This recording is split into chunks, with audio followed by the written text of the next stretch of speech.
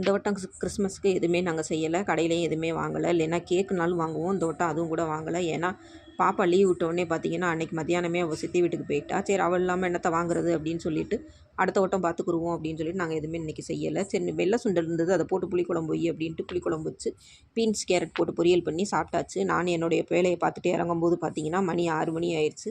எனக்குமே பார்த்தீங்கன்னா அடுத்தடுத்து வேலைகள் வந்து தயாராக தான் இருந்தது. துணியெல்லாம் காய போட்டிருந்தேன். அந்த துணியெல்லாம் எடுத்து போட்டுட்டு நான் வந்து மாவு ஆட்டிக்கிட்டு இருந்தேன். எனக்கு மாவு இல்லைன்னா ஒன்றும் சரிப்பட்டு வராது. மாவை ஆட்டிக்கிட்டு இருக்கும்போதே பார்த்தீங்கன்னா சாமி ஊர்வலம் வந்துருச்சு.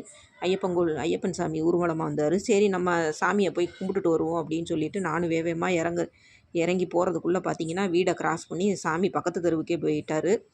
அப்புறம் என்ன செய்ய, சரி கவிதானாலும் போய் சாமியை கும்பிட்டு வந்துட்டாளே அப்படின்னு சொல்லிட்டு எனக்கு கொஞ்சம் சந்தோஷமாக இருந்தது. சரி நைட்டுக்கு தக்காளி சோறு போடு சாப்பிட்டுக்குருவோம் அப்படின்னு சொல்லிட்டு நைட்டு தக்காளி சோறு தான் போட்டு சாப்பிட்டு இன்றைய நாளை முடிச்சுக்கிட்டோம். என்னுடைய வீடியோ பிடிச்சா மறக்காமல் லைக் பண்ணி கமெண்ட் பண்ணுங்கள்.